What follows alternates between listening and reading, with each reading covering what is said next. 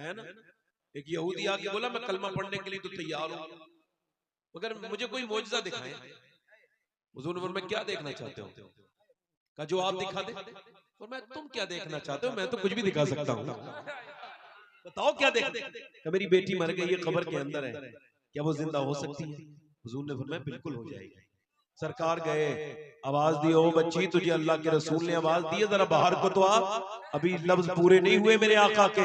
इजाबत का सेहरा, इनायत का जोड़ा, दुल्हन बन के निकली, दुआए मोहम्मद। मेरे आका करीम ने अभी लफ्ज पूरे नहीं अदा किए हैं कि कब्र के अंदर हरकत शुरू हो गई और फिर मिट्टी में जुम्बिश हुई।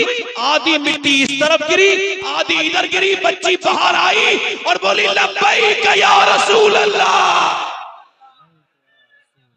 लब्बैक लब्बैक लब्बैक लब्बैक या रसूल अल्लाह, लब्बैक लब्बैक लब्बैक या रसूल अल्लाह, लब्बैक। मैं ऐसे तकरीर शुरू करता नहीं हूं, मगर आज ऐसे की।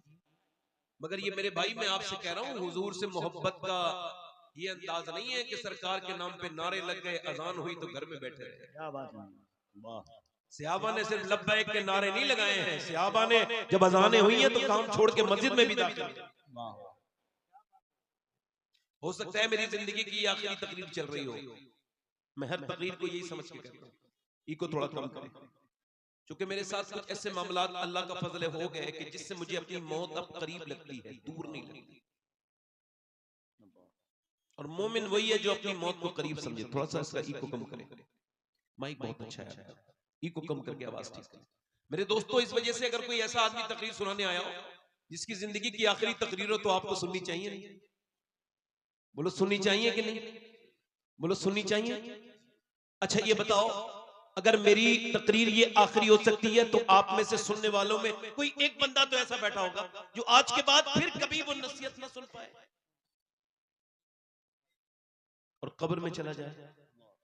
कोई नौजवान ऐसा खड़ा हो जो आज देख रहा हो, चूंकि नौजवानों को भी तो मौत आती है। हाफिज कुरान एक 2 हफ्ते पहले उसकी मां इंतजार कर रही थी, मेरे बेटे की दस्तारे हिफ्ज का वक्त करीब आ रहा है, बाप इंतजार कर रहा था।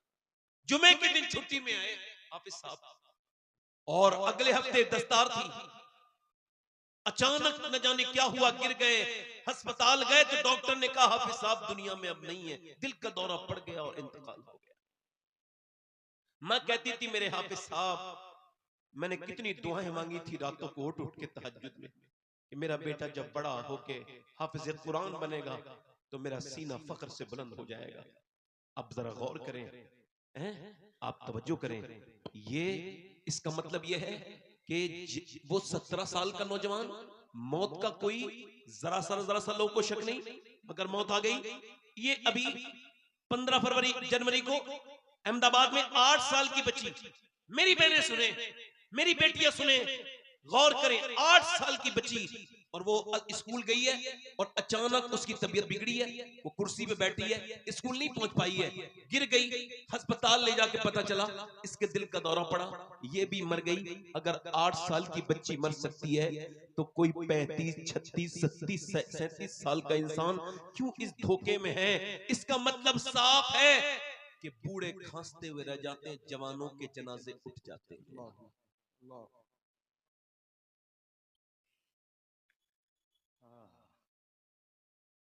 मेरे भाई, कुछ लोग हंस रहे थे, कहकहा लगा रहे थे। हुजूर नमाज पढ़ा के बाहर को निकले तो देखा कुछ लोग कहकहा लगा रहे हैं।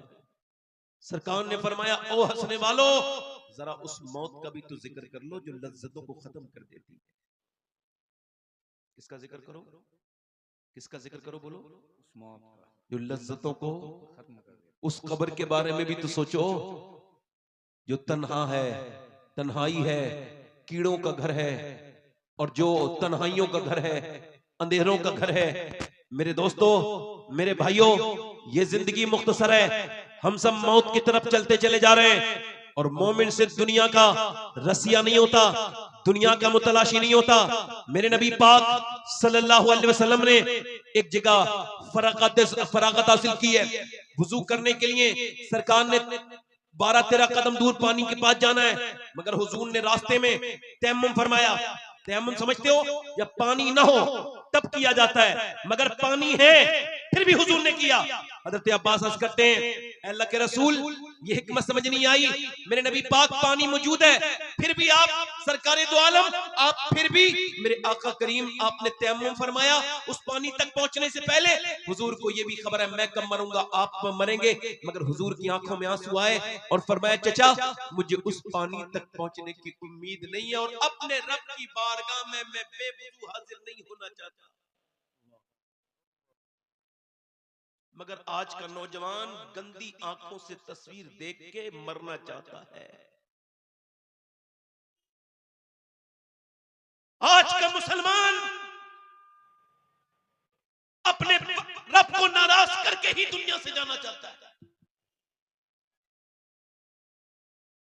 मेरे दोस्तों, मेरे भाइयों, ये कोई जिंदगी नहीं है कि सुबह को उठे फिर पूरी खाया पिया सो गए। वही तुम्हारे बच्चे भी कर रहे हैं।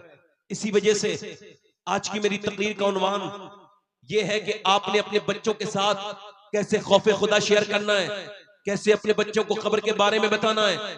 अपनी बीवी बच्चों के साथ कब्र की बातें किया करो, इससे डरने की बात नहीं है। मौला अली फरमाते हैं अगर कब्र को याद करोगे, मौत को याद करोगे, मौत तब भी आएगी, और अगर नहीं करोगे ये तब भी आएगी। फरमाते अगर याद करोगे तो आसान होके आएगी, याद नहीं करोगे तो जलील करके मरोगे, जलील होके मरोगे। मेरी तकरीर वो बिल्कुल ना सुने जिनको ये लगता है कि उनको मरना नहीं है। नहीं, जो अपना जहन ये बना के पहले ही बैठा हो कि नहीं मुझे अभी 20 साल के बाद मरना है, खुदा की कसम मेरी तकरीर का कोई असर नहीं होना। चूंकि मेरे नबी फरमाते हर नमाज को आखिरी समझ के पढ़ो। अब मेरी तरफ देखिए, गौर कीजिए। जब बाप बेपरवाह है, जब मां बेपरवाह है, अब देखें तो बच्चे जैसे आपके सामने हैं, ये खड़े होकर पेशाब करने वाले लड़के जितने भी हैं, टीवियां, फिल्में, ड्रामे, गाने, बाजे और ये बेहूदगियां करने वाले, इनकी माओं से पूछो जब ये अपने इनके पेट में थे तो वो फिल्में देखती थी कि नहीं? कहां चले भाई, कहां जा रहे हो? ए भैया जरा ये इनमें से मेरी तरफ मुखातब कर देना एक साहब, ये जो जा रहे हैं, भाई कहां जा रहे हो? हम तो आपके लिए 2000 किलोमीटर का सफर तय करके आए हैं।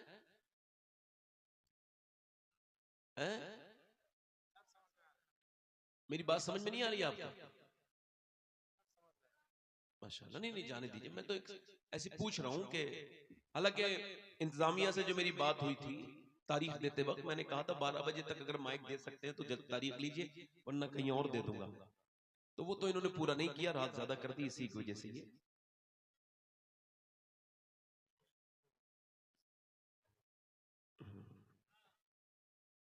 मैंने आप लोगों के बारे में तो कुछ कहा ही नहीं, मगर ये कि और कोई साहब जाना चाहते हो तो वो चले जाएं।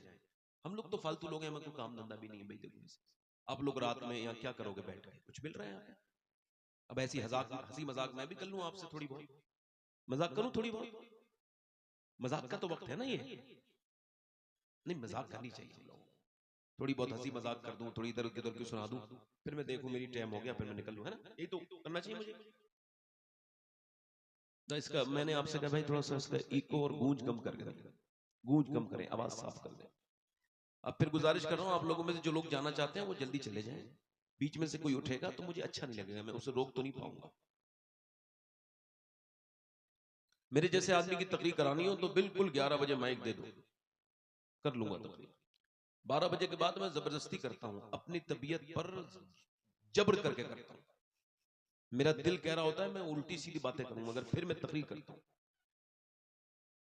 मिजाज के खिलाफ। और फिर जब लोग सुनते नहीं है, एक दो लोग उठने लगते हैं, तो फिर मेरा जो अंदर से एकाग्रता जो है मेरी, जो मेरा रिदम है वो टूटने लगता है और फिर मैं तकरीर नहीं कर पाता। अब आप में से कोई जाना चाहता हो चले जाओ। तो मैं अर्ज कर रहा था आपसे मेरे भाई, मेरी बहनें बैठी हैं कसीर तादाद में, चलिए उनको नियत करके सुना देता हूं कि हमारी जिंदगियां और हमारे बच्चों की जिंदगियां सब ऐसा लगता नहीं कि हमने कोई प्लानिंग की है। हम अपने बच्चों को खौफ खुदा देना चाहते हैं या हुजूर की मोहब्बत देना चाहते हैं? नहीं, लगता ही नहीं।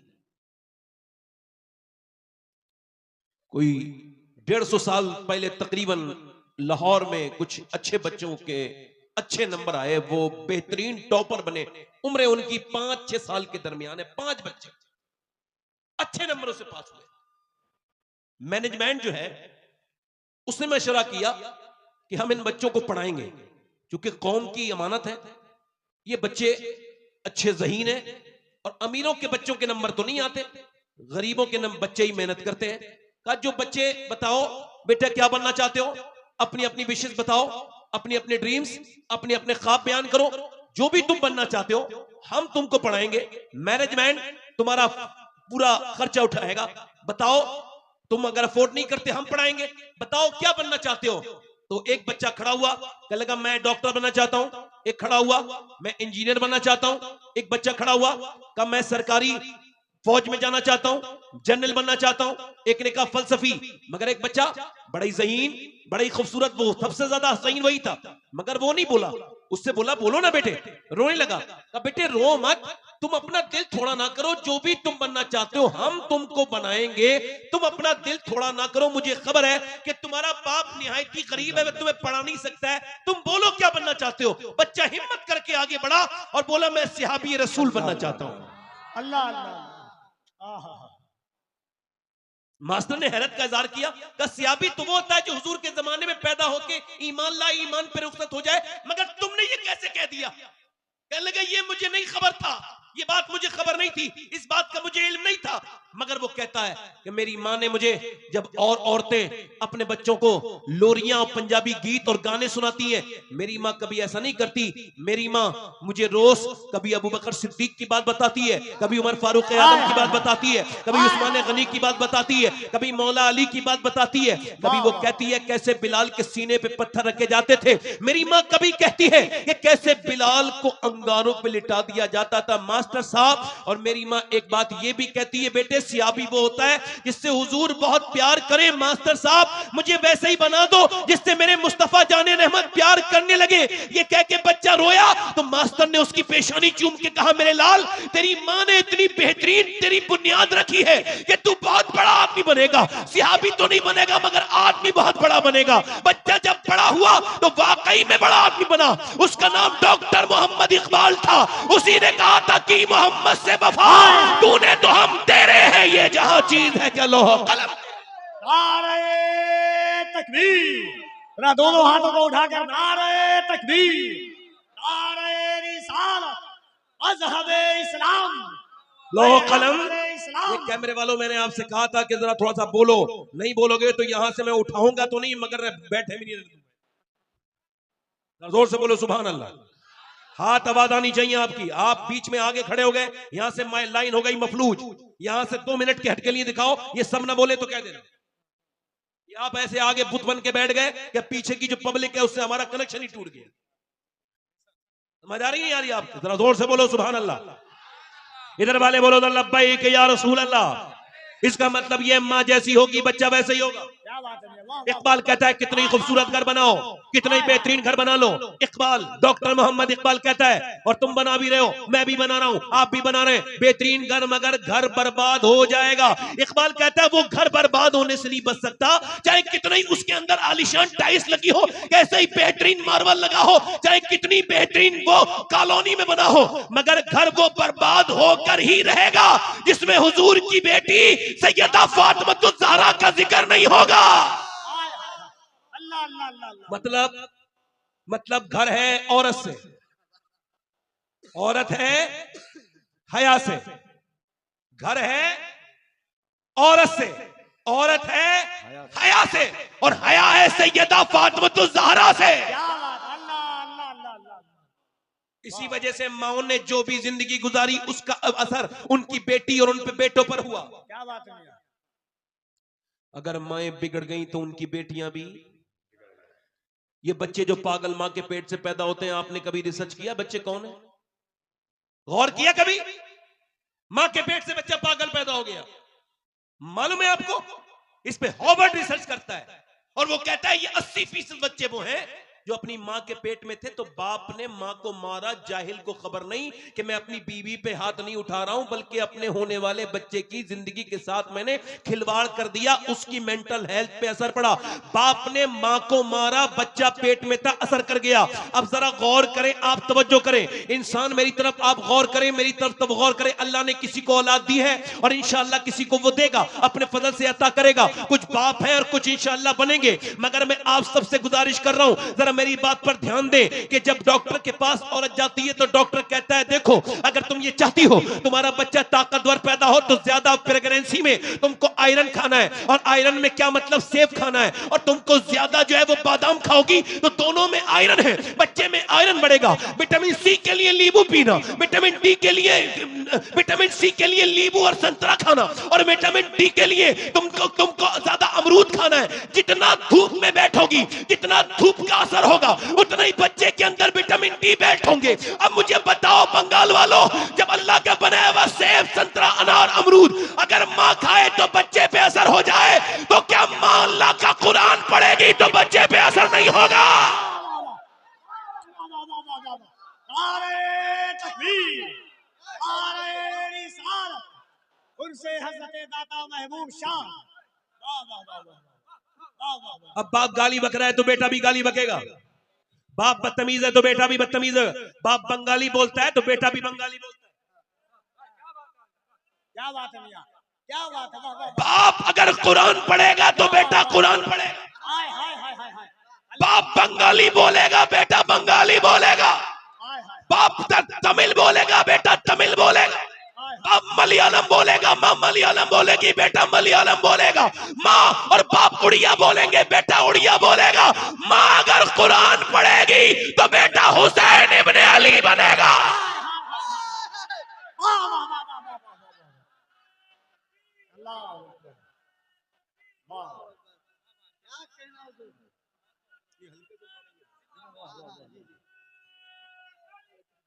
क्या बात, वाह वाह वाह वाह वाह वाह। अरे बच्चा माँ के ऊपर जाता है, बाप तो चला गया कमाने, मगर माँ बैठे बैठे गीबत करे, मैं बैठे बैठे ड्रामे देखे, माँ मैं बैठे बैठे, माँ के पास सब चीजों के लिए वक्त है, मगर अल्लाह का कुरान पढ़ने के लिए वक्त हाय। घरों में बरकतें मियाँ लोग क्या लेके आएंगे, उनके घरों में तो खुद बरकतें नहीं है। बरकत उसके घर में है जिसके घर में दीन है। क्या बात, हाय हाय हाय, अल्लाह अल्लाह अल्लाह। अरे जिसके घर तावीज की हराम वाली कमाई है उसके घर में बरकत है, जिसने लोगों से झूठ बोल बोल के पैसा कमाया उसके घर में बरकत है। कुरान तो कोई पढ़ता ही नहीं। मैं अच्छे मियाओं को नहीं कहता हूं, बुरे मियाओं को कहता हूं। कोई अच्छा बुरा मान जाए तो इसका मतलब चोर की दाढ़ी में तिनका है। हाय हाय हाय हाय, क्या इशारा है मियां, वाह वाह वाह वाह वाह वाह वाह वाह। इसका मतलब यह है कि मेरी बहनें मेरी बेटियां। एक जगह मैं गया तो एक साहब बोले मेरे घर में जादू है, जरा देख लो। जब मैं कहा तुझे पता ही है तो मुझसे क्या दिखवा रहा। और फिर मेरे पास तो वो मीटर ही नहीं है जिसमें मैं देख सकूं कि जादू कैसे होता है कैसे नहीं होता। भाई मैं जाहिल आदमी, इस मामले में जानता ही नहीं कुछ। भाई इतना मुझे तालीम ही नहीं कि कैसे देखूं मैं जादू करा हुआ तेरे घर की दीवारों के सूंघ के, तो ये कुत्ते का काम, कैसे देखूं बता। मुझसे बोला साहब कि वो, मैं क्या मैं खाना खाने आया हूं तुम्हारे घर, उतना काम करो और चलो। कह लगा नहीं, उसकी बीवी ने भेज दिया तावीज, ये फला हजरत की फला खान का गए, फला फला फला फला फला तावीज फला का। हमारे घर में कोई फर्क नहीं पड़ा।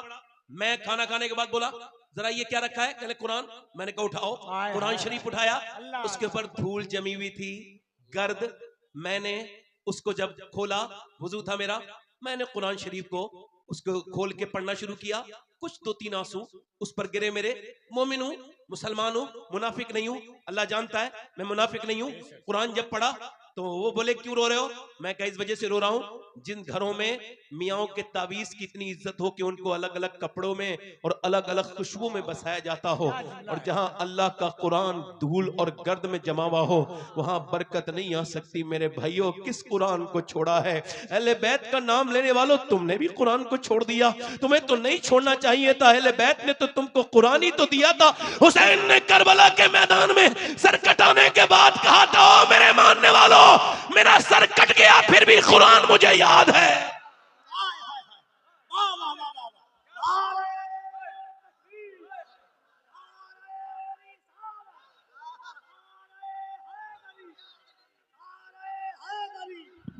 दोनों हाथों को उठाए, जिसे करबला वालों से मोहब्बत है, अली के बेटे के नाम पर दोनों हाथों को उठाए। नारे तकबीर, नारे रिसालत, अज़मते कुरान, रिफाते कुरान, शाने कुरान, आदे कुरान, नारे तकबीर। तुम्हारी बेटियों ने ये क्या किया है? एक तरफ हुसैन का सन नेज़े पर है, लाशों पर घोड़े दौड़ रहे हैं करबला के मैदान में, और एक तरफ कुरान की तिलावत की आवाज आ रही है। अंदर जब किसी ने जाकर के देखा, औरत ने, कि अंदर ये कौन है जो कुरान पढ़ रहा है, तो अंदर जाकर देखा कि फातिमा की पोती कुरान पढ़ रही है।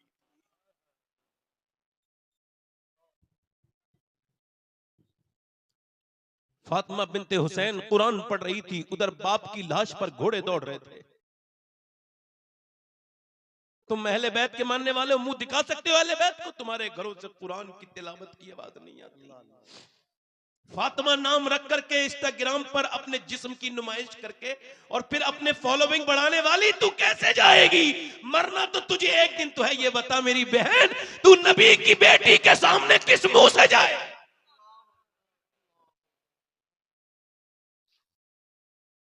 लोग ऐसी हम मुझसे उम्मीद रखते हैं कि मैं अल्लाह का शुक्र है, किसी भी वक्त में, किसी भी सूरत में सैयदना गौसुल आजम के करम से तकरीर कर सकता हूं, मगर मेरा दिल नहीं कहता अब उस तरफ जाने को। मैं आप सबसे पूछना चाहता हूं, जब मुसलमान लड़कियां गैर मुस्लिमों के हाथ में डाल के वीडियो उनके वायरल होने लगे, और उस वक्त भी तो कौम सुकून से सो रही हो, तो कल कयामत के दिन मेरे नबी को क्या जवाब देंगे? जब 10 लाख लड़कियां इस उम्मत की गैर मुस्लिमों के घरों में चली जाएं और किसी को कोई फिक्र ना हो, तो फिर हम तकरीरों में आपसे दाद वसूल करने आए? मैं तो हाथ जोड़ने आया हूं इन बहन और बेटियों से कि खुदा की कसम फेंक दो वो तुम्हारे मोबाइल जिन्होंने तुम्हें इस मजहबी दर्द से जुदा कर दिया। पकड़ लो कुरान, अल्लाह सब देख रहा है। वो रात में मोबाइल पे गैर महरम से बात करते हुए औरत को भी देख रहा है, और वो रात में कुरान की अपने मोबाइल की स्क्रीन पर कुरान की तिलावत करने वाले को भी देख।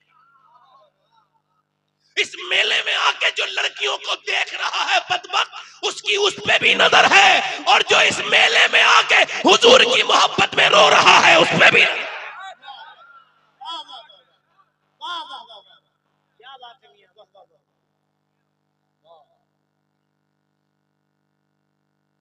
पानीपत करनाल में एक बच्चा पैदा होकर रोने लगा। 1-2 दिन 3 दिन इमाम आजम अबू हनीफा की नस्ल से उसका ताल्लुक। 1 महीने लगातार इलाज के बाद भी वो ठीक नहीं हुआ। 1 महीने के बाद हजरत फखरुद्दीन बहाउद्दीन ज़करिया मुल्तानी के दामाद गुजर के जा रहे थे, अपने मुरीदों से बोले बच्चे के रोने की आवाज आ रही है जी हुजूर आ रही है, पर मैं रो नहीं रहा है, अल्लाह को याद कर रहा है, अल्लाह का वली है। कहा हुजूर ये अच्छा छोटा बच्चा? हाँ मादरजात वली है। कहा कैसे? का चलो दिखाता हूं। दरवाजे पे जाके बोले कोई है? कहा जी मेरा बेटा है। कहा आपको मुबारक, आपका बेटा अल्लाह का वली है। का दिमाग तो ठीक है तुम्हारा बड़े मियां? ना सोया न सोने दिया, 1 महीने से परेशान, आप इसको वली कह रहे हैं? कहने लगे उसको बुरा ना कहो, मेरी गोद में लेके आ। बच्चे को गोद में लाके दे दिया। अल्लाह के वली ने एक कान में कुछ पढ़ के दूसरे में कुछ पढ़ा, बच्चा खामोश। कहने लगे साहब ये क्या पढ़ के सुना दिया इसके कान में, जो बच्चा सुनते ही खामोश हो गया? क्या पढ़ के फूका है? मैंने तो बड़ी बड़ी दवाइयां खिलाई। कहने लगे बाद में बताऊंगा, पहले बताओ क्या इसकी माँ कुरान की हाफिजा है? हाँ है। तो कहा तो सुनो, जब ये अपनी माँ के पेट में थे ना, तो माँ ने फिर उठते बैठते चक्की चलाते रोटी बनाते कुएं से पानी भरते, और जब सोते जागते माँ इतना कुरान पढ़ा, इतना कुरान पढ़ा, इतना कि बेटे को माँ के पेट के अंदर कुरान सुनने की आदत पड़ गई। उस बच्चे की रूह की ग़िज़ा कुरान की तिलावत बन गई। जब माँ के बच्चा पैदा हुआ, माँ गंदगी में चली गई, जचगी में चली गई, कुरान उसने पढ़ा नहीं। बच्चे को कुरान की भूख लगी थी, तुमने उसको सुनाई, अपने तुमने उसको दवाइयां खिलाई। मैंने उसकी एक कान में एक आयत पढ़ी कुरान की, दूसरी में दूसरी पढ़ी, बच्चा खामोश हो गया। उसी बच्चे का नाम शरफुद्दीन बू अली शाह कलंदर पानीपती है। बाजारों में घूमने वालियों के यहाँ अच्छे बच्चे पैदा नहीं होंगे, गालियां बकने वालों के यहाँ पे अच्छे बच्चे पैदा नहीं होंगे, बेनमाजियों के घर नमाजी बच्चे पैदा नहीं हो सकते।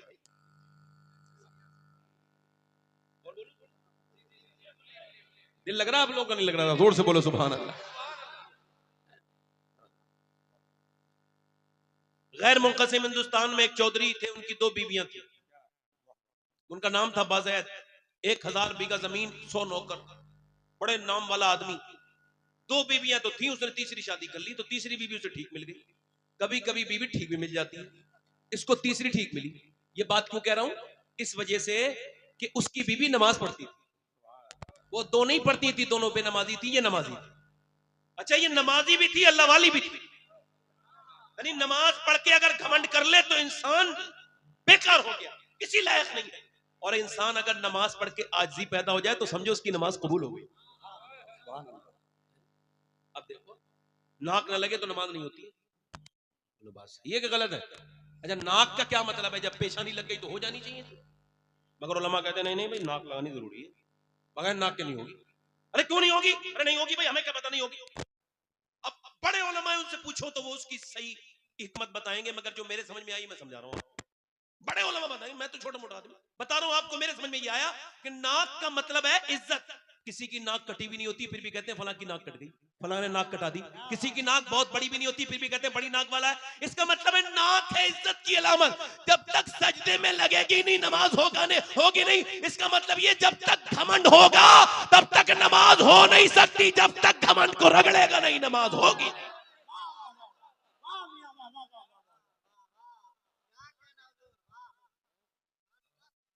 ये जो मोबाइल है ना, मोबाइल, ये इतनी बड़ी बीमारी है कि आदमी बाथरूम तक में लेके जा रहा है इसको। हाँ, और अगर यही हाल रहा तो अगले 10 साल में हर घर में एक पागल होगा, जैसे स्मैक की तरह इसकी आदत पड़ गई होगी मोबाइल की। हाँ, कैम्ब्रिज यूनिवर्सिटी ने ये कहा है कि जो औरतें अपने बच्चों को मोबाइल देती हैं रोते वक्त, वो उनको मोबाइल नहीं दे रही हैं, ड्रग्स दे रही हैं, जहर दे रही हैं। इसका बदला वो आगे चल के देख लेंगे और बच्चे पागल हो भी रहे। इतनी बड़ी बीमारी है कि मैंने देखा स्टेज तक पे लोग छोड़ते नहीं, फेसबुक चला रहे होते हैं, उधर हुजूर का जिक्र हो रहा होता है। ये एक बार मने तो इनको पता चलेगा कितना नेक काम करके आए। समझ आ रही नहीं? हाँ, तवज्जो है कि नहीं? अब उसकी जो औरत है वो है नेक, इधर देखो, वो है नेक। अब उसने सोचा कि मुझे यार यहाँ कोई नमाज ही नहीं पढ़ता, ना उसकी बीवियां नमाज पढ़े, ना नौकर नमाज पढ़े, ना शोहर नमाज पढ़े। दम घुटने लगा, उसके घर में सब नमाज पढ़ते थे, नमाज का माहौल था, मगर उसने कोई ताने नहीं दिए, तरकीब लगाई, दिमाग लगाया। इसी वजह से नसीहत करना बड़ा आसान है। नसीहत कब और कैसे और किन अल्फाज के साथ करनी है, ये सबसे मुश्किल काम है।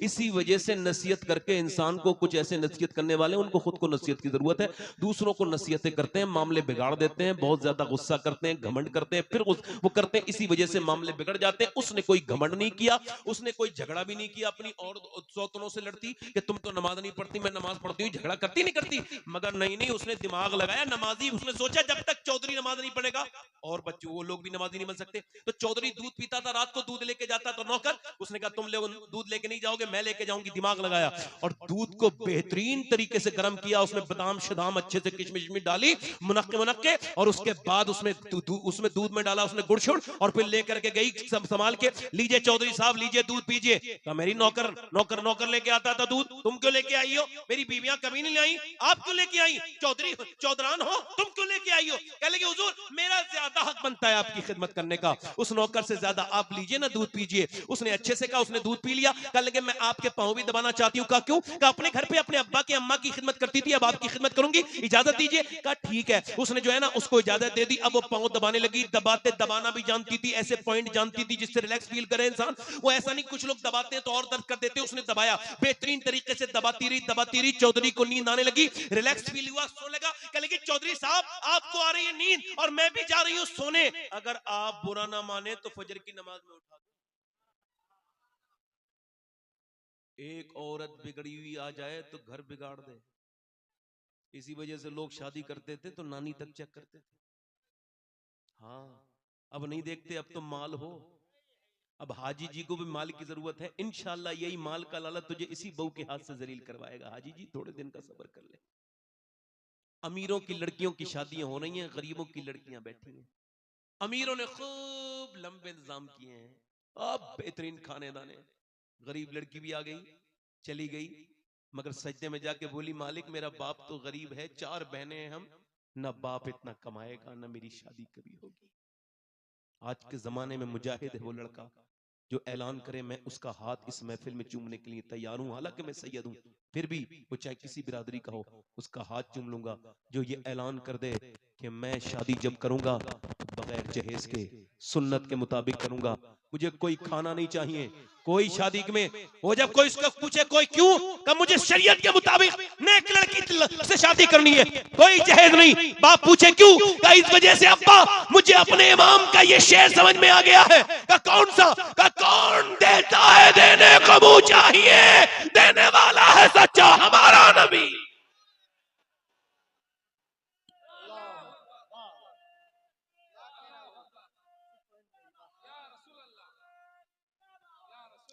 नानी देखते थे पहले लोग, क्या देखते थे?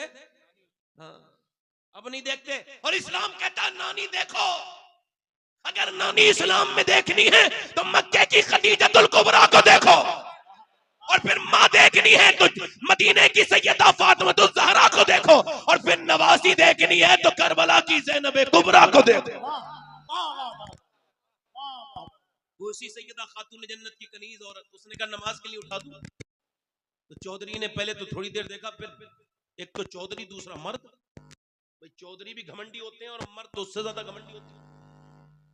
भाई मर्द 100 किलोमीटर सफर करके आएगा, चाइना से आ जाएगा अमेरिका से, मगर घर आके बीवी से कहेगा पानी दो, ले भाई खुद पानी क्यों नहीं किया, इधर एयरपोर्ट पे इमिग्रेशन करा लिया, वहां से सामान उठा लिया, यहाँ से उठा लिया, इधर भाग लिया, उधर भाग लिया, एक घर में आके इतना मोहताज। कहने लगा जहां चलती है ना दादागिरी चलाने का दिल करता है। इसका मतलब ये हुजूर ने फरमाया तुम में बेहतर वो है जो अपनी बीवी के लिए बेहतर हो। और ये बात ऐसी नहीं कर रहा हूं, मैं तो मदीने से भी आता हूं तो खुद ही पानी पीता हूं, ऐसी बात कहते ही नहीं जिसपे अमल ना करे आदमी। बेवजह में पागल नहीं बनना चाहिए आदमी को, जोर से बोलो सुभान अल्लाह। अब उसने कहा नमाज के लिए उठाऊं, उससे बोला तू मुझे समझेगी, भाग यहां से। जलील कर दिया ना उसे, कर दिया ना, जल्दी बोलो। ये भी कह रहे हैं, ये भी कह रहे हैं, आप ये बताओ जो बदतमीजी करे वो जलील है, जो बदतमीजी सहले वो जलील है? नहीं, जो कह रहे थे अभी वही कहो। जो गाली बके वो जलील, या जो गाली सुन के जवाब ना दे वो जलील है? अच्छा, जो गाली देने वाला जलील है या गाली सुनने वाला? सुनने वाला, माशाअल्लाह। मैं तुम्हें ऑर्डर पे लाए हो आप, ऐसे दरियाफ्त नहीं होते आप जैसे लोग। बिल्कुल सही कह रहे हैं ये। इस हिंदुस्तान में, इस बर्रे सगीर में यही जहालत है कि बदतमीजी जो करे वो जो है ना वो उस इज्जत वाला नहीं। नहीं, खुदा की कसम इज्जत वाला वो है जो सब्र करे, जो अल्लाह के कुरान पे अमल करे, क्योंकि अल्लाह ने इज्जत उसे नहीं दी जो गाली बकता है। उस अबू जहल को अल्लाह ने इज्जत नहीं दी, अल्लाह ने उस अबू बकर सिद्दीक को इज्जतें दी है जो गाली सुन के जवाब नहीं देता है।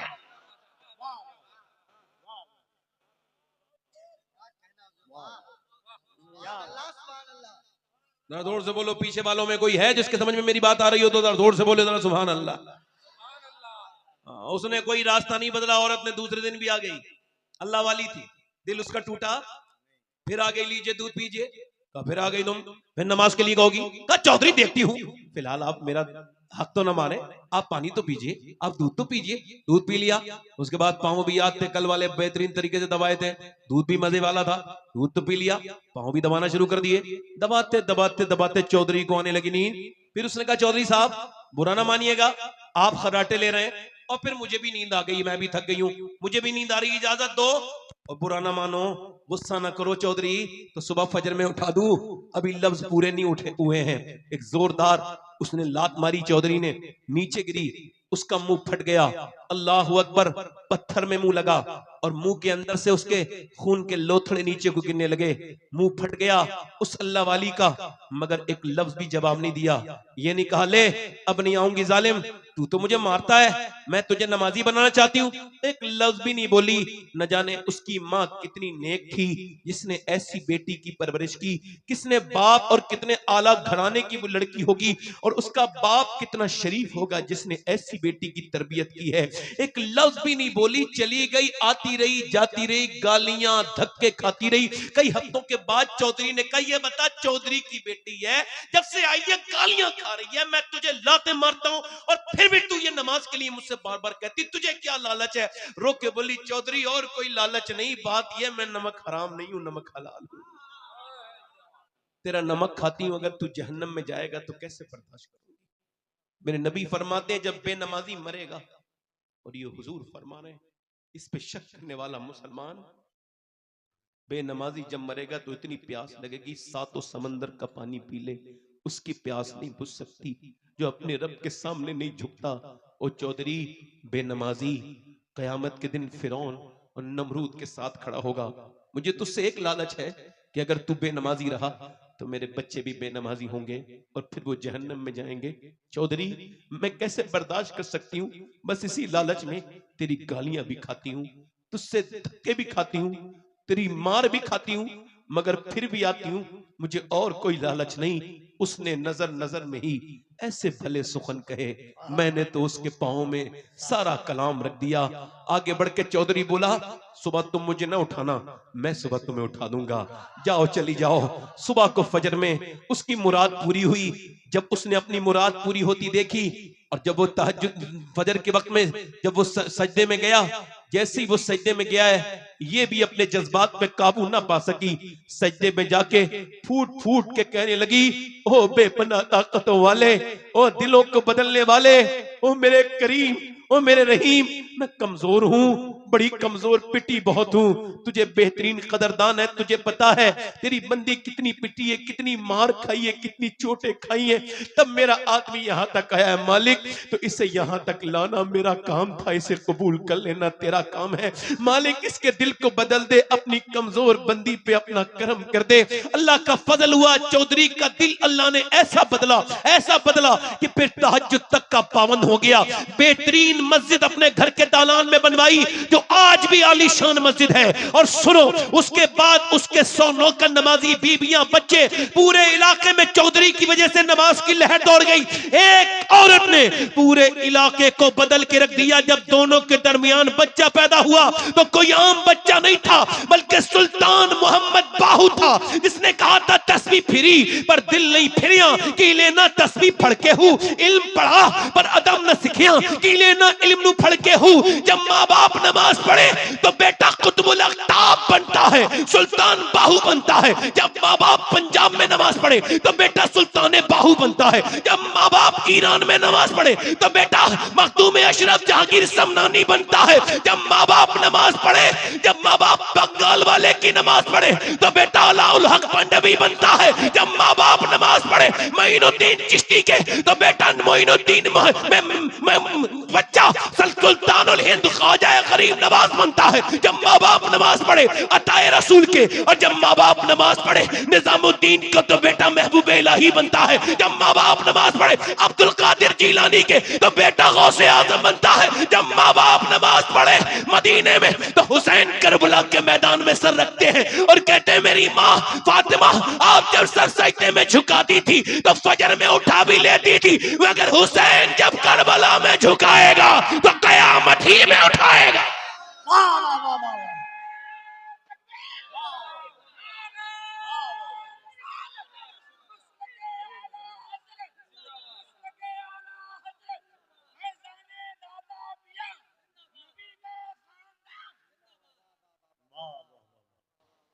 क्या बात है। कहां गई वो मेरी माएं, मेरी बेटियां, मेरी बहनें।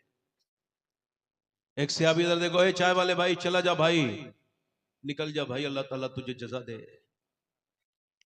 चला जा। दरूद पाक पढ़िए। 10-5 मिनट और बोलूं तो दिल लगा के बोलो जरा, लब्बैक या रसूल अल्लाह। जिनके दिल लग रहे हो, जिनके दिल लग रहे हो, जो अब दिल से बैठे हो यहां, जोर से बोलो लब्बैक या रसूल अल्लाह। मेरी बहनों को सुनो, कहां गई वो खवातीन, वो कहां है? नहीं है। एक औरत मदीने में दुआ कर रही है, अल्लाह मेरे नबी जंग जीत जाए। क्या करें? मेरे नबी जंग बाप उसका जंग में, मगर ये दुआ नहीं कर रही मेरा बाप जंग जीत जाए। मेरा बाप बच जाए। नहीं नहीं, वही दुआ करी मेरे नबी जंग, भाई भी जंग में है, ये नहीं कह रहे मेरा भाई बच जाए, बेटा भी जंग में है, मगर दुआ क्या कर रही है मोमिना? अरे यार ये कहा करो, अल्लाह ने अपने हबीब को यार भी चुन चुन के दिए, रिश्तेदार भी चुन चुन के दिए। ना नबी के यारों का जवाब है, ना रिश्तेदारों का जवाब है।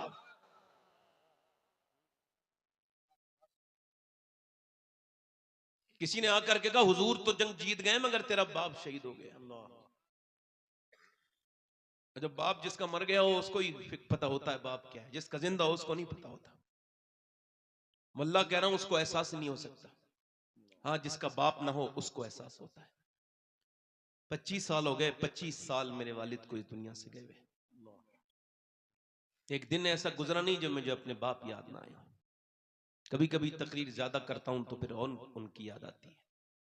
कोई ऐसी हिंदुस्तान का सूबा नहीं बचा जहां मैंने तकरीर न की हो, जहां उर्दू लोग जानते हैं। और इसके अलावा भी क्या हूं, मगर फिर भी एक बात कह रहा हूं, कभी कभी सोचता हूं कि सब सुनते हैं तकरीर, मेरे वालिद काश एक तकरीर सुन लेते।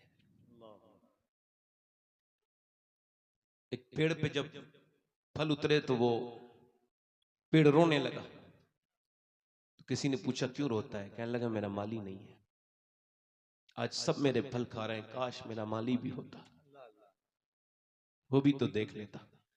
कुछ लोग ऐसे हैं जो अपने बाप को रुलाते हैं, मरने के बाद फिर रोते हैं। कुछ लोग ऐसे हैं जो घर बनाते हैं फिर रोते हैं। कुछ लोग घर से निकाल देते हैं माँ बाप को, और कुछ लोग घर बना के कहते हैं काश मेरे माँ बाप होते।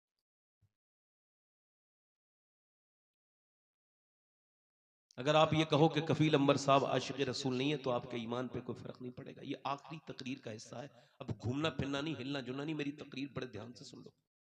मैंने आपके मिजाज से तकरीर की, मेरे मिजाज की बस 20-10 मिनट की तकरीर सुन लो बस। अगर कोई ये कहे कि कफील अंबर आशिक रसूल नहीं है तो उसके ईमान पे कोई फर्क नहीं पड़ेगा, हालांकि उसको ऐसा गुमान नहीं करना चाहिए, ऐसा गुमान गुनाह है। मेरे बारे में, मौलाना शौकत के बारे में, जितने भी उलमा हैं यहां, इनके बारे में, मेरे बारे में सोचेंगे शबात हुसैन आशिक रसूल नहीं है, आपके ईमान पे कोई फर्क नहीं पड़ेगा। मगर मेरे भाइयों में जिसका नाम ले रहा हूं, अगर सोच लिया आपने तो ईमान पे भारी फर्क पड़ेगा। हुजूर ने फरमाया मेरा एक आशिक है उवैस करनी, उसने मुझे कभी देखा नहीं। बकरी चराता है वो हुजूर का आशिक, कपड़ों पे उसके पैमद लगे हैं, टाट का लिबास पहनता है वो हुजूर का आशिक। अब जब कोई मदीने से आता है तो हम पूछते हैं ओ मदीने से आने वाले, बता गुंबद खजरा कैसा है, बता हुजूर की जाली कैसी है, बता मवाजे शरीफ पे खड़े होकर सलाम करते हैं तो कैसा लगता है, बता हुजूर की दर की इफ्तार कैसी है। मगर वो ये नहीं पूछते थे, जब कोई मदीने से आता था, माँ फालिज में मुब्तला है, माँ की वजह से जा नहीं सकते, जब कोई मदीने से आता था तो उवैस ये नहीं पूछते थे गुंबद खजरा कैसा है, वो ये पूछते थे कि हुजूर की जुल्फें कैसी हैं। तुम्हारा दिल नहीं तड़पता हुजूर का चेहरे के दीदार के लिए? मेरा इमाम तो कहता है उठा तो पर्दा, दिखा दो चेहरा, कमाले हुस्न हुजूर है कि गुमाने नक्श जहां नहीं। उवैस पूछते थे मेरे नबी की आंखें कैसी हैं? मेरे नबी की मां ने एक दिन देखा, मां ने एहसास करके बोली क्या बहुत मोहब्बत करता है? उवैस कुछ बोले नहीं। और वासिफ अली वासिफ कहते हैं मोहब्बत खामोश कर देती है, कुछ बोले नहीं। मां ने पूछा क्या उनका दीदार करना चाहता है? अब फूट पड़े, मां जाना तो चाहता हूं मगर तुझे छोड़ के नहीं जाऊंगा ना। नबी ने फरमाया इसके माँ बाप जिंदा हो, वो जिहाद पे भी ना जाए, तुझे छोड़ के कैसे जाऊंगा? मां ने कहा मेरे लाल, मेरे बेटे, मेरे लाडले, जब मैं तुझे 1.5 दिन 3 पहर की इजाजत देती हूँ, चला जा। मां ने जब ऐसा कहा इससे ज्यादा ना रुकना मेरे बेटे, तेरी माँ का कोई ख्याल रखने वाला नहीं। उवैस चल दिए, चला हूं एक मुजरिम की तरह मैं जाने बेतैबा, मदीने का सफर है और मैं नमदीदा नमदीदा, किसी के हाथ ने बढ़कर सहारा दे दिया वरना। कहाँ मैं और कहाँ ये रास्ते पेचीदा पेचीदा, कहाँ मैं और कहाँ उस गुम्बदे खजरा का नजारा। नजर उस समत उठी है मगर नादीदा नादीदा, बसारत खो गई लेकिन बसीरत तो सलामत है। मदीना मदीना हमने देखा है मगर नादीदा नादीदा उठ गए। उवैस करनी मदीने की तरफ चले, उनके मीनार पर जब पड़ेगी नजर क्या सुरूर आएगा। मैं मदीने चला, मदीने पहुंचे। दाता लाहौरी कहते हैं हुजूर के दरवाजे पर जाके दिल धड़कने लगा, उवैस करनी कब हुजूर आएंगे। आवाज दी क्या मेरे सरकार तशरीफ रखते हैं। अंदर से आवाज आई कौन। का मेरा नाम उवैस है, मैं बकरी चराने वाला चरवाहा हूँ, मैं हुजूर के दीदार के लिए आया हूँ। मेरी माँ बीमार है, रुक नहीं सकता, सरकार हो तो करम फरमाए। जब ये आवाज दी तो अंदर से आवाज आई हुजूर तो नहीं है, ए मुसाफिर रात को ठहरो, सुबह हुजूर का दीदार करके फिर चले जाना। बाहर से सिसकियां आई, बाहर से आहें सरदाई, बाहर से उवैस रोने लगे। क्यों रोते हो मुसाफिर। नहीं रुक सकता, मेरी माँ से वादा करके आया हूँ, हुजूर सुबह आए तो कह देना एक आदमी आया था, बकरी चराता है, कोई हैसियत नहीं उसकी, अपनी माँ से वादा करके आया है, हुजूर आए तो मेरा सलाम भी कह देना और मेरी ले माँ के लिए दुआ भी करा देना। मैंने मदीने से देखा है 8 दिन के बाद लोग पलटते हैं, तो मैंने इतने कट्टर कट्टर दिल लोगों को रोते देखा है जो कभी अपने बाप की मैयत पे भी खुल के नहीं रोए, उन्हें मैंने मदीने से रुखसती पे रोते देखा है। जब ताज शरिया गए थे उनको वापस भेज दिया गया था मक्के से, तो कहा था दागे फुरकते तैबा कल्बे मुझमें हिल जाता, काश गुंबदे खजरा देखने को मिल जाता। फुरकते मदीना ने वो दिए मुझे सदमे, कोह पर अगर पड़ते कोह भी तो हिल जाता।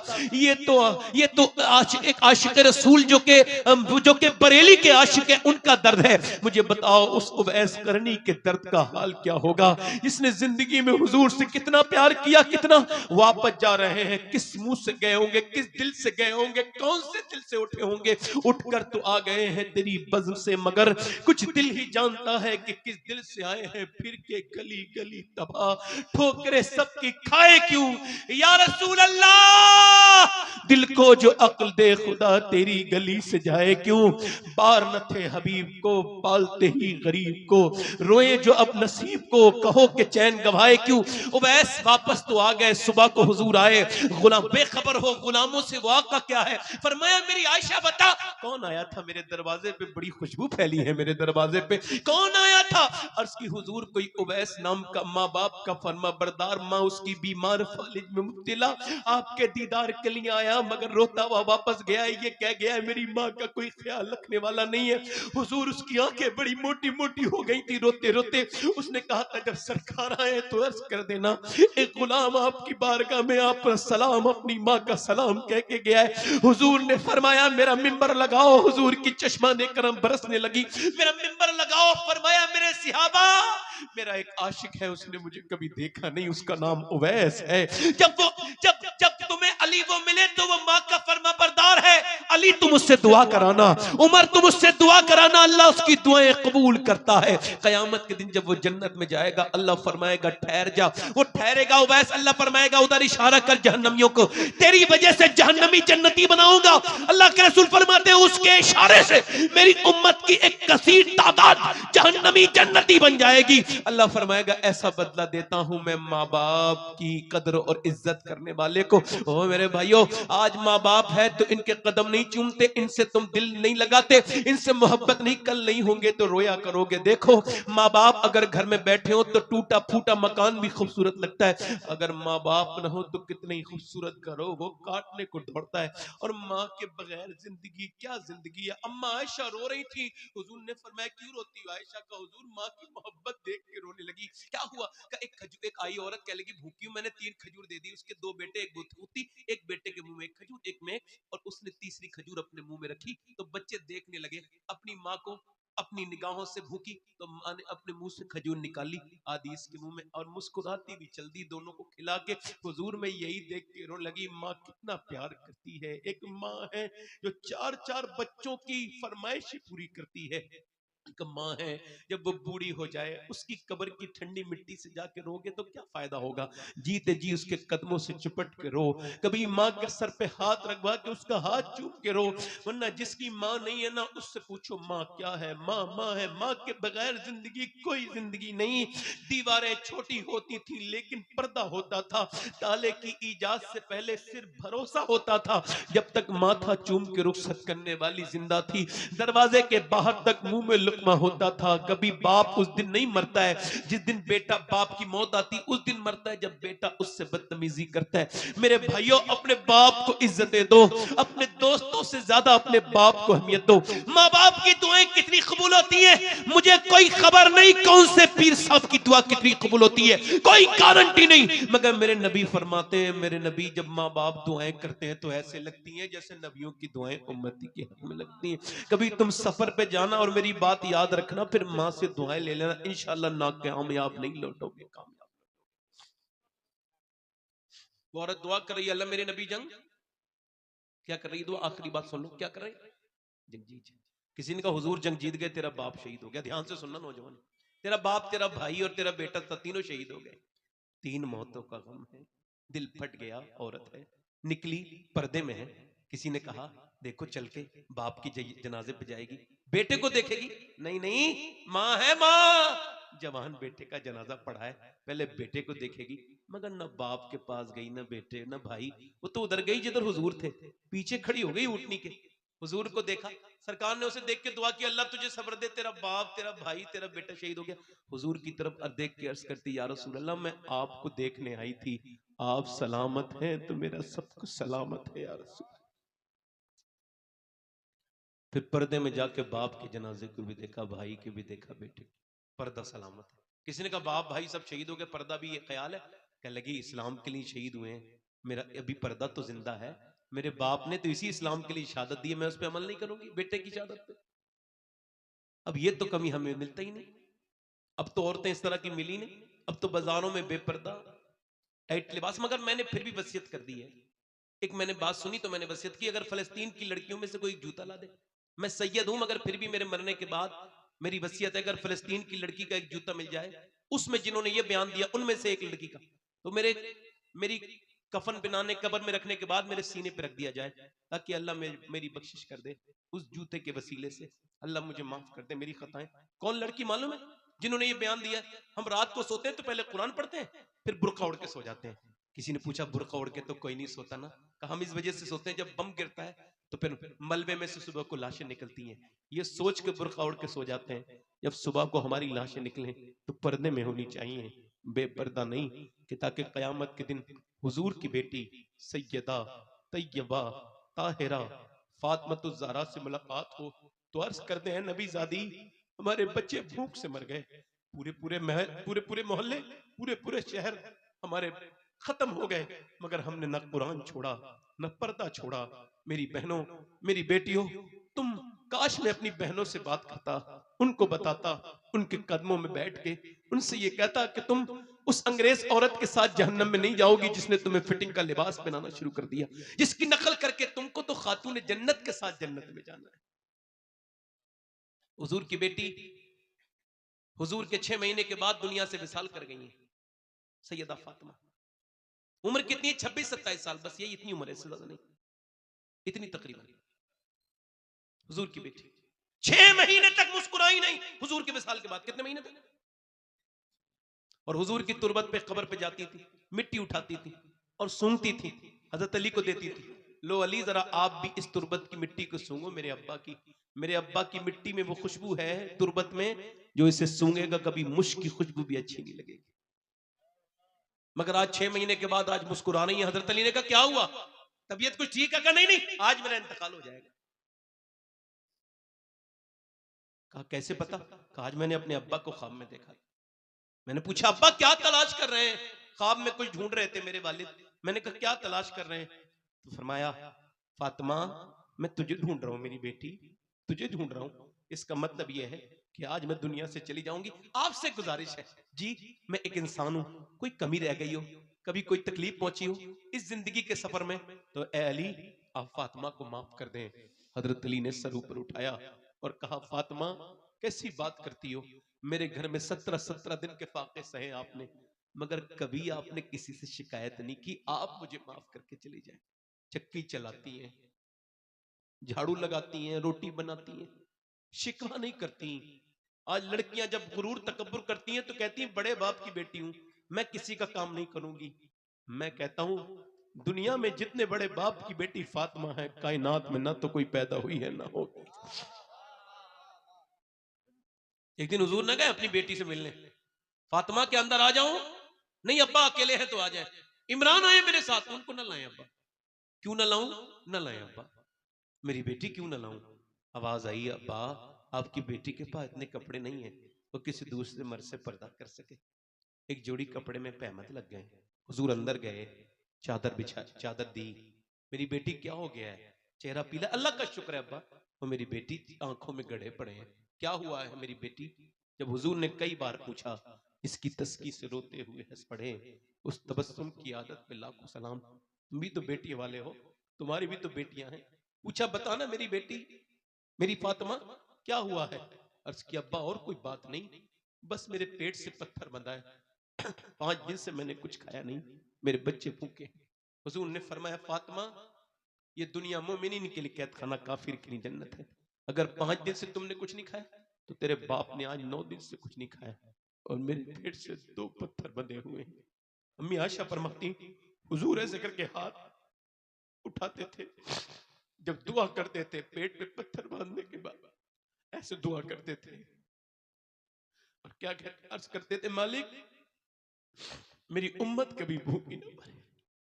यानी तुम जितने बैठे हो सबके लिए, मेरे लिए अजीजुन अलैहि मान। तुम हदीस की तफसीर में मुफ्ती अहमद यार खनईमी कहते हैं उम्मती के पांव में कांटा लगने से सरकार को तकलीफ होती है। गुंबद खजरा में दुआ कर रहे हैं, कयामत के दिन आला हज़रत फरमाते खुद हुजूर रो रहे होंगे और क्या कहेंगे, पेशे हक मुद्दा शफात का सुना। थोड़े दिनों की बात है, हुजूर से मिलना है, कब्र में जाना है। ऐसी जिंदगी बनाओ जब कब्र में जाओ हुजूर आए और फरिश्ते कहे इसे इन्हें जानते हो, तो कह दो मरमर के इसे पाया, छूटे ना इलाही हब संगे दरे जाना ना।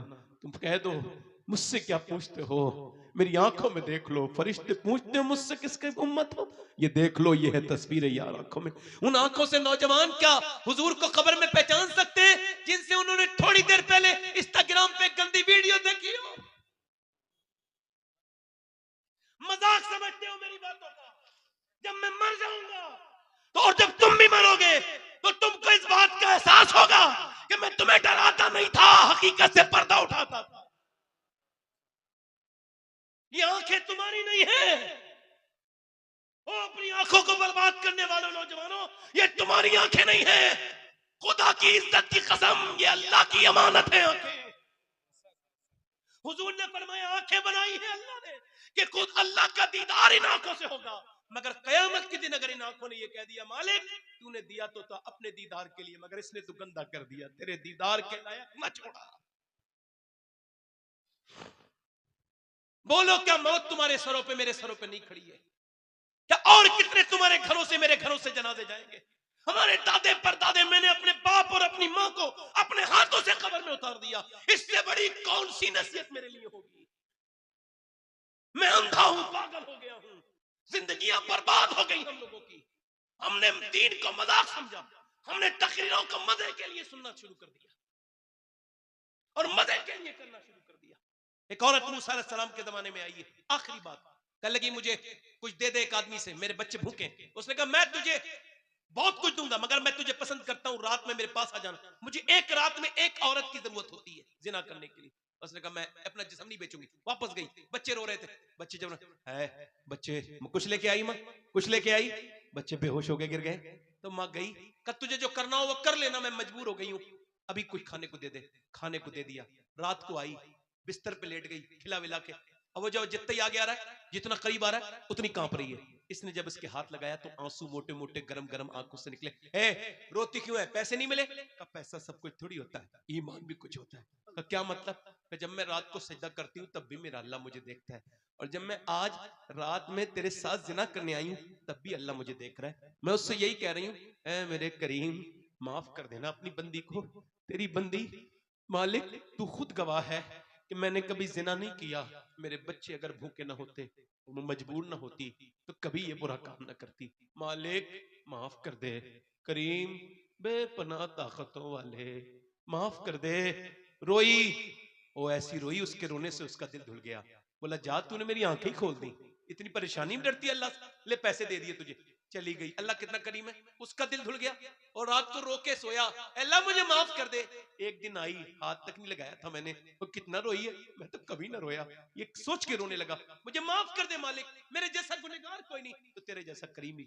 सो गया। सुबह को दरवाजा खोला, कौन? लगे दरवाजा खोलो, दरवाजा खोला, कौन है आप? सामने जो बुजुर्ग खड़े थे उन्होंने अपना तारुफ करा के कहा मेरा नाम मूसा है, अल्लाह ने तुझे सलाम कहा है। कहने लगे मूसा कोई गलत रास्ते पे आए हो, ये जिना करने वाला आदमी है, लड़कियों की इज्जतें लूटने वाला, मुझे अल्लाह सलाम नहीं कहेगा, गलत नंबर, गलत जगह आए हो, गलत एड्रेस है। मूसा ने कहा कोई नेकी की है? बता के रोने लगा। एक औरत को छोड़ा था। कहा फिर कितना रोया? कहा फिर इतना रोया हूं कि मेरी आंखों के आंसू मेरे गाल तक जरूर आ गए थे मूसा। मूसा ने कहा अल्लाह ने मुझे भेजा है और कहा है बंदे जा मूसा मेरे बंदे से कहना कि वो जो रात को रो रहा था ना, उसके आंसू उसके रब ने कबूल कर लिए, कबूल कर लिए, इतना करीम है। हाँ एक बार में माफ कर दिया।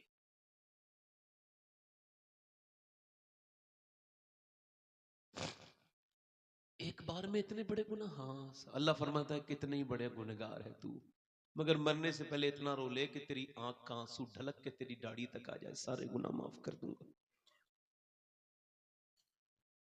एक बार अपना मुहासबा कर मेरे भाई, एक बार याद कर उस अंधेरी कब्र को जिसमें तू ना चाहते हुए भी जाएगा। ऊपर मिट्टी डाल के आ जाएंगे। हमने अपने रिश्तेदारों की मिट्टी नहीं डाली है, हमारे रिश्तेदार भी हमारे ऊपर मिट्टी डालेंगे। बस ये तकरीर क्या करूं मैं। हाथ उठा के बताओ कितने लोग ऐसे हैं जो हुजूर के नाम पे जान दे दोगे?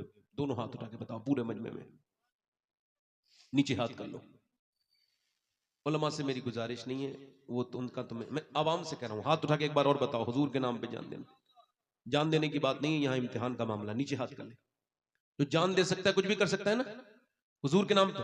तो कितने लोग ऐसे हैं जो आज से नबी के नाम पे जान भी दे देंगे और आज से पूरी दाढ़ी भी रखा लेंगे? इस महफिल में जरा खड़े हो जाएं, खड़े हो जाएं, यहां आ जाएं, यहां बाहर निकल के आ जाएं। वो नौजवान जो दाढ़ी रखाएं यहां आ जाएं। 100 शहीदों का सवाब है। इधर आके यहीं इसी गैलरी में खड़े रहें, आ जाए, बाहर आ जाए। जो पूरी सुन्नत रखाएं, एक मुट्ठी हाथ से न कटाएं न मुड़ाएं, 100 शहीदों का सवाब है। इधर आ जाओ, आपको आ जाओ, आ जाओ, आ जाओ।